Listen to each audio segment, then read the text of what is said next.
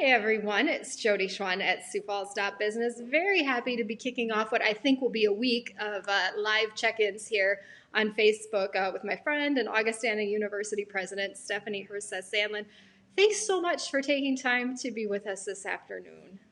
It's my pleasure, Jody, and thank you for the great reporting that you and others of your colleagues have done to help all of us keep up to date on what's happening in our cherished community here of Sioux Falls, where I think everyone's doing an extraordinary job under these really difficult circumstances to maintain a sense of community and togetherness. Thank you so much. Life has definitely changed for all of us, no matter where we sit, no matter what organization we are trying to lead, and that certainly includes yourself and Augustana, and wow, I mean, what a multifaceted approach you must have had to take here in recent weeks. It's hard to believe we're just about approaching a month or so where for most of us, this has really been on our collective radar and life has really started to change. So take me, if you can, over to Augustana. Talk to me about how life has changed and what you have done to make all of these shifts work out.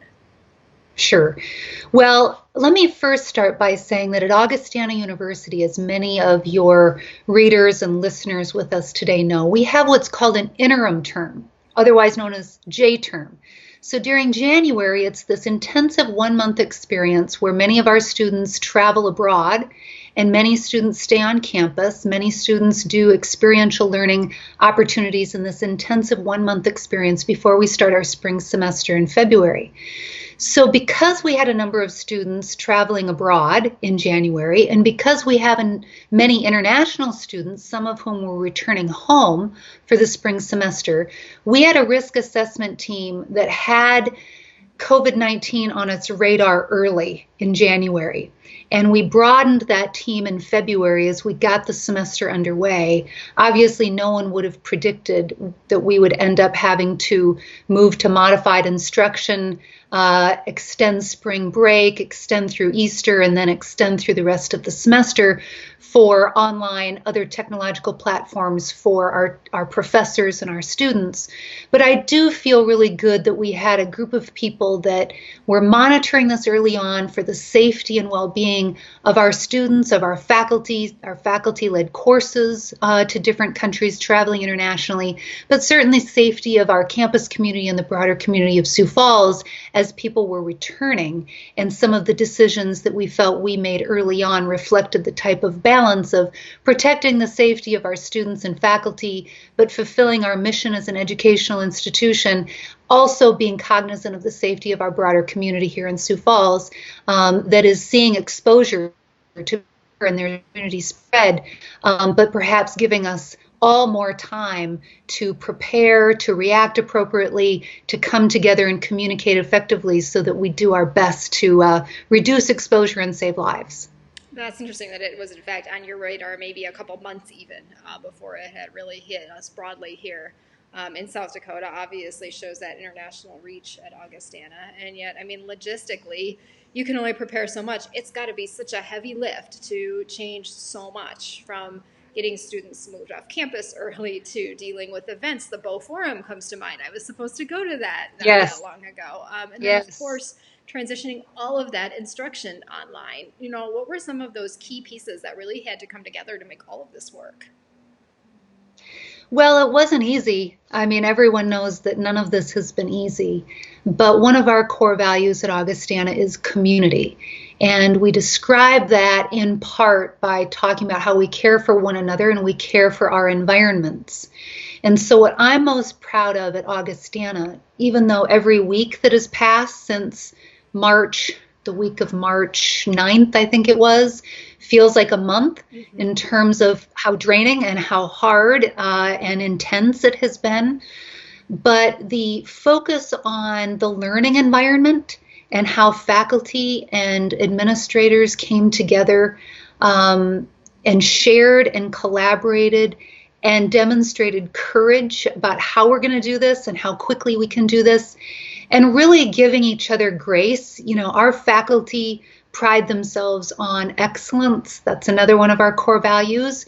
And so it's hard as a faculty member, whether you've used technological platforms for instruction or not, previously to take your entire curriculum, the robust part of the robust nature of the academic content, and feel prepared from the time we asked our faculty to do that through the semester. We had to remind ourselves and them that, hey, this maybe isn't going to meet our same standard of excellence, but we have to do our best and also engage in self-care in addition to connecting with our students. This has been hard. And there have been times where I've had my moments of things are pretty raw and intense. And I know, based on the interactions with my faculty colleagues virtually and how vulnerable and candid we have been with each other, that it has been hard. Now, we're learning from each other, and we're refilling our reservoirs, right, of energy by being inspired by one another and being inspired by our students. Look, we know that our students, they contribute to our campus community. They leave their DNA at Augustana, and they're doing that here too by helping each other, expressing concern for their classmates, particularly for those who are graduating this spring in such an uncertain economy. They are expressing concern for their faculty. They know that they're struggling with this as well. We know that. We're trying to meet their needs, but our students have been extraordinary in the amount of care that they have expressed and demonstrated to all of us on campus, virtually, and to their classmates. The Augustana Student Association will be having an election virtually. Their creative minds and how they're communicating with one another is, again, inspiring. But I do think that, as our provost, Dr. Colin Irvin, has articulated, to fulfill our mission, we're not only looking at how we've had to change temporarily some of how we teach, right? What tools we use to teach, but asking the same question about what isn't changing about how we're educating. And here at Augustana, it's the relational aspect of what we do. It's connecting, whether it's in the same classroom physically or using the gift of technology to pose questions, to explore ideas, to share concerns. And that's the type of student engagement and student experience that we are focused on day in and day out for every day that remains of this semester as we also prepare for the summer and the fall. Hey, viewers, I want to let you know we've got some great viewership going on live here. President Herseth Sandlin has agreed to take your questions, so if you have questions, go ahead and comment with those. But I'm curious who's watching. Do we have some Augie alums out there? Do we have some Augie students? Why don't you tell us who you are? Because I'm sure President Herseth Sandlin would love to know that as well. So I'll share that with her as I'm seeing you guys. Tell me who's watching and what you're wondering about, and I just think that would be fun. So I'm glad you mentioned that, Jody, because in our 2019 graduate survey in terms of placement, 64% of our graduating class stayed in South Dakota, and 92% of them stayed in Sioux Falls. They're working here in Sioux Falls and contributing to the community. So I do hope that we have some alumni of all decades, as well as some recent alumni and maybe even some students that might be watching. Oh, we sure do. They're not disappointing me. Thad Titsy, is it? Augie alum. What class? Indeed. Thad. He's a 2016. Of course 15. She knows. Of course she knows. 14. 2014. 14? Okay. 15. No, it's 15. I can't remember. He'll remember. You know what? No, it was my first year at Raven, and he graduated. He's gonna shake his head that I can't remember. 2013. That's how fast time goes, Stephanie. Because he interned with us. Yes, yes. Okay, now they're all coming in. All right, this is great. Okay, Joy Knudsen Klitsky, is that it? Alum and parent. Wonderful, Ellie yes. Seth, she's on your staff. That's great. Future Augie parent. That's right. Brooks, Anna's retiree. Coming in. Right. Kurt Gerald, class of 1969. He's in Chicagoland. Yeah. Oh my gosh. Okay. We've got. See, almost every decade now is going to get represented. No. Teresa Otto on staff. Jason Harris, faculty and alum. Okay, you're all getting points here with the president. You're watching. Jason had come back, as he may tell us. And what you and I talked about before we got on about Boris Johnson being now sent to ICU, Jason and his colleague, Dr. Bill Swart, were there, I think Jason will tell us, 4th or 5th year of taking a group of students to study Brexit. They were in London. Oh, wow. Yeah, so, an amazing experience for students that have gone previously. We're glad that they're all home safe. Want them to continue to stay safe and healthy for those that traveled anywhere abroad during that time. But that global perspective is so important, especially now. I mean, I cannot tell you how obvious it has been that we are in such a global society, right? And to try and understand how this interplay is just, it's critical in all times. It's especially critical in crisis times. Okay, Kim Carly Jensen. She and her husband, alums, class of 2003, both working for Sanford Health. Thank you to all those healthcare workers. There are so many Augie alums working in healthcare right now, and I know you're thinking of all of them. Cindy Peterson, not an alum, but a big Stephanie fan. I got with you there. Okay. I appreciate Elizabeth Soka, proud employee. Emily Punta, also employee and alum. Elizabeth. Sherry Bordewick, parent of a 2018 grad and a fiance. Both sons. Yeah. Yes. The son who's going to become. And they have a wedding coming up. Actually, the Bordewicks do. I wonder if those wedding plans are still going as planned. Same with Thad Tietze has wedding plans. But I just have no doubt that whether the weddings go on as planned or postponed or creative virtual fun moments, people are going to be closer because of this. And we can't allow the disappointments with some of our planning where we have to make adjustments, whether it's for the joys in life that many of our alumni will be celebrating, but clearly what we're trying to do for our graduating seniors. We're going to do something virtually on the day of graduation in May, but we also are looking at a ceremony at Viking Days, a ceremony. Of course, students can always come back if they miss the opportunity to walk for whatever reason the following year. So we're still working through a lot of the specifics of that. We're going to try to share that with our graduating seniors, our faculty, staff, but we've been exploring, a handful of different options just so that we can retain as much as we possibly can and plan for the future and recreate those experiences to the extent that we can under different conditions and safer conditions, whether that happens in the fall or next spring. Okay, Sherry says they're thinking about Plan B for an August wedding. So we did a story, Sherry, on weddings. Go on the site and look at that. Lots of couples in the same position, the vendors, the venues, everybody's doing the best they can to accommodate those reschedules. Okay, Chuck Brooks says he's missing baseball, as he's sure you are. So.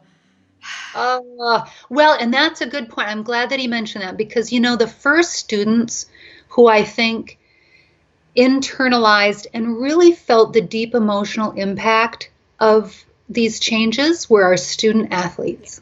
For sure.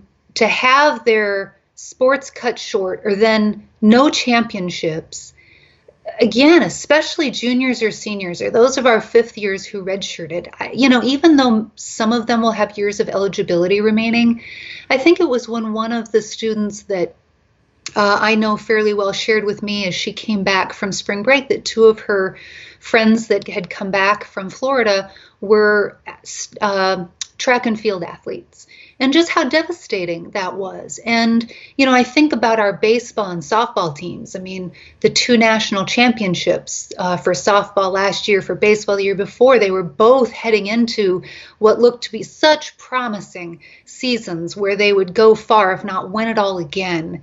And so I just think we have to keep in mind yes, some of us still have little kids at home, right? And they're all internalizing this differently, different disappointments of, an Easter celebration without grandparents or what have you.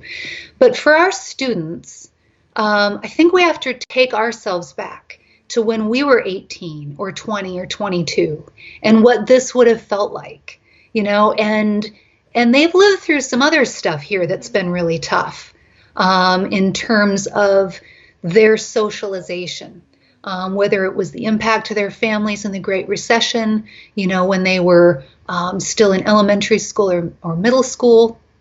And then certainly even when some of them were so young and couldn't remember, but hear their parents talk about September 11th. I mean, all of us, whatever generation we are, have been experiencing these things. I think it's really helpful to understand just the measure of disappointment and feel that with them in the time, versus jumping right to, well, here's what we're going to do next. Here's what we're going to try. I think sometimes we're well-intentioned in doing that. Say, well, here's how we're going to serve you differently, or we're going to plan for this, versus just in the moment feeling with them the anxiety, the uncertainty, the disappointment. And that's what's good for all of us in terms of our mental health and well-being, to just, the feelings, as Amy Myers on our campus, her relationship with Sanford Health as well, emotions aren't right or wrong. They just are, and you have to feel them. And it's good when you have close friends and colleagues that you can just feel them with, and you're not going to be judged, because we're all doing the best that we can.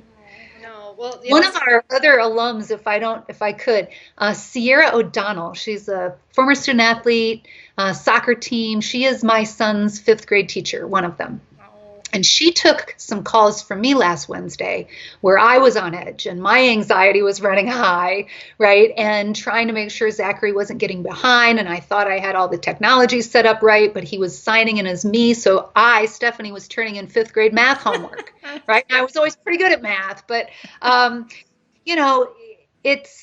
she could sense it. She could sense it in my voice. She was so calming. She, did exactly what I know our professors are doing, which is to try to, bring the anxiety down, talk it through, show compassion, caring, say we're going to get through it together. And I just want to thank her publicly for handling my anxiety last week, midweek, and all of the great teachers at Eugene Field across the school district. And of course, this is one of those things where, as again, Dr. Irvin has said, there's a newfound appreciation for education, for educators, for teachers, whether it's preschool, K through 12, and professors, right? Whatever setting. And it's not easy. And now we all knew that. And now we all have just a greater appreciation, a refreshed appreciation for it. So how's it going at home? You're part college president, part-time 5th grade facilitator, teacher. I'm assuming Max is at home, also missing baseball. Are you figuring it out? We're missing baseball. We are figuring it out, as my colleague, Dr. Peg Preston, professor in our history department, she and I have exchanged some emails, and her little girl is about Zachary's age 2, and you feel like you're kind of managing. You're doing a virtual guitar lesson or a virtual ballet lesson, right? But you can't just drop them off and say, I'll pick you up in 30 minutes, right? You're managing that time and making sure that the assignments are being turned in. So we're doing okay.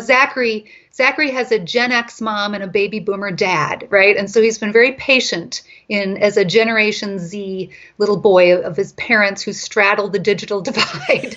But we're getting better at it. And it does make me excited because Dr. Irvin and I have been having conversations with our colleagues across campus, but particularly in our education department and with the Sioux Falls School District, many of our alums who serve as teachers or administrators. And one of the things we're so excited about is that we have this new strategic plan called Viking Bold. We are doing our best to maintain momentum in key areas, including establishing a school of education in phase 1 of this plan. And again, the timing, the circumstances elevate the importance. And so we're hopeful, that based on the generosity of alumni, great leadership throughout the department, that we can evolve and continue to work to establish this school of education that serves so many, not just locally and regionally, but across the country and internationally with its distinctive programs. That's right. That planning continues. That's good to hear. I want to quit with lots of fans out there, so I just want to tell you, lots of people telling you to keep up the great work. Eric Nyberg, thank you. David O'Hara, Timothy Reed. This is great. Joni Anderson. Appreciate that. Yeah. And so many of the people that you've mentioned, particularly our current faculty, have been so wonderfully generous in sharing ideas. They have expressed gratitude for the work that I and others in administration are doing, just as we have expressed gratitude to them. We're all in it together. But that's one of our blessings. We have so many creative, innovative minds, people who are experts in their disciplines, but also just have collaborated across disciplines for so many years, have worked with other administrators, have friends, family, colleagues across the country at different institutions. So in bringing ideas back, it's helping with our scenario planning. We know that we have some difficult decisions to make depending on how all of this unfolds over the course of the next week, the next month, the next 3 months. But with the great ideas that are being shared, the talent of evaluating our financial options, our budget options, our calendar and scheduling options, the ways in which we can keep serving students. Again, back to the point I made earlier, it's inspiring, it replenishes everyone's energy. Absolutely. I want to talk a little bit more about the seniors. You mentioned those alternative plans for recognizing them, but here they are headed out on the job search in many cases. And Augustana has such a good track record of job placement, but wow, what a situation to be in no matter where you're at, trying to find that first job. What kind of resources are you leveraging? What has that communication been like with the seniors? Well, it has been we're rising up to the challenge. We're going to do everything we can to rise up to this challenge.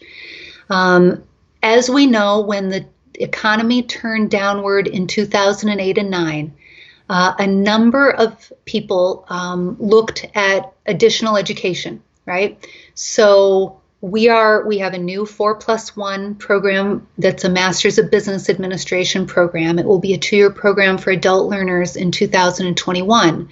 But when you look at some of our new graduate programs, including that MBA, when we look at student athletes who might have an additional year of eligibility now, what other coursework, is there another major? Maybe they were just a few credits away from another major. There's a independent study opportunity, how we can pair them with meaningful experiences on campus, off campus, in our community. At the same time, we do what we've always done with our faculty and our specialists in our Student Success Center for career advising in addition to academic advising.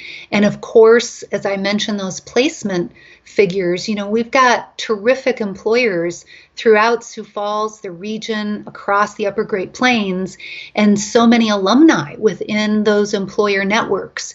And so what might we be able to do, like we've always done, but doubling down to find opportunities, even if they're short term, even if they're not quite what our graduates were hoping for, but to at least give them those inroads, those experiences, those meaningful networks and relationships that will serve them maybe not as early as May, June, and July, but perhaps in September, October, November, as the economy recovers, as more opportunities become available.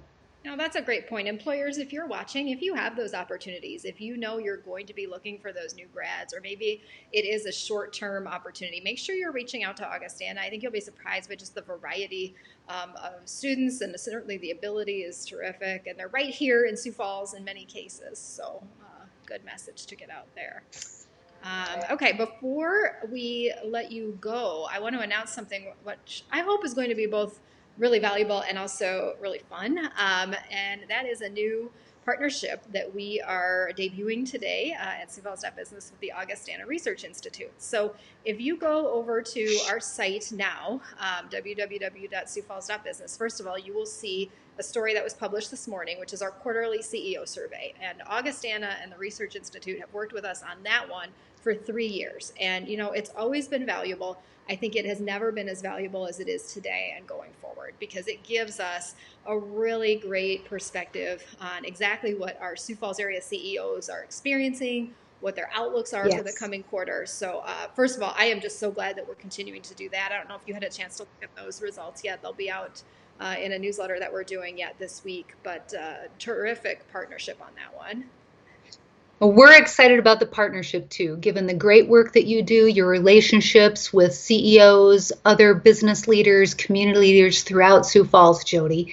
And you know, because you have been working with both of these talented women for a number of years, Dr. Pam Holman and Dr. Suzanne Smith, who helped establish the Augustana Research Institute, who have collaborated effectively with so many through Thrive, but other organizations that Thrive facilitates and independently. And I think particularly now, when the impact of the coronavirus to our community, to our students, our families, employers, I want all of our business people who may be watching to remember the Augustana Research Institute and the data warehouse that were developed to serve this community, for you to be able to access up-to-date, reliable data in more efficient ways. This is available to you going forward. This is going to inform some of the research that you want to do in your organizations. It will inform the research that undergirds public policy at the local and regional level and helps us to do all of this more efficiently. My concern with the slowdown here, right, and the impact economically is that if we don't all try to keep making progress in certain key areas, then we're going to get caught up in a different kind of catch-up chaos, right? And so if we can continue to ask people, even in these unusual times, to provide information, to share data, to know that it's housed in this data warehouse where it then can be collectively shared, it's aggregated and can help inform really important decisions, whether it's investments, whether it's new hiring and the timing of that new hiring, whether it's the social services that our local government provides and nonprofit agencies. And so we couldn't be more proud of the Augustana Research Institute, the work that it does in the past, that it will do in the future as it relates to assessing community impact and helping influence community impact because of the great leadership we have in every corner of this community. Absolutely. They do great work. Now, here's what's new, okay? There's a brand new survey that we are releasing this afternoon with the Augustana Research Institute, and it is for anyone to take, and it is going to look at what life is like here in Sioux Falls during COVID-19.